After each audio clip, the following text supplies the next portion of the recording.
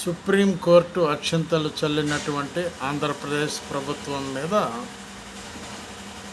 Supreme court కన్నెర్ర చేసింది. కారణం ఏంటంటే అక్కడ ఇష్టం వచ్చిన వాళ్ళందరినీ అరెస్టులు చేయటం, జైల్లో పెట్టడం, ఇంట్రాగేషన్ పెట్టడం, ఈ విధంగా బాధ పెట్టడం, అపోజిషన్ పార్టీలో ఉన్నటువంటి వాళ్ళను అని కారణం మీద అక్షంతలు చల్లినటువంటి సుప్రీంకోర్టు. మీ అందరికీ తెలిసిందే, ఆంధ్రప్రదేశ్లో 3 పార్టీలు పరిపాలిస్తున్నటువంటి ఉమ్మడి పరిపాలనలో ఉన్నటువంటి ఆంధ్రప్రదేశ్. ఆలోచించండి ప్లీజ్. బీజేపీ ఉన్నది అక్కడ, తెలుగుదేశం ఉన్నది,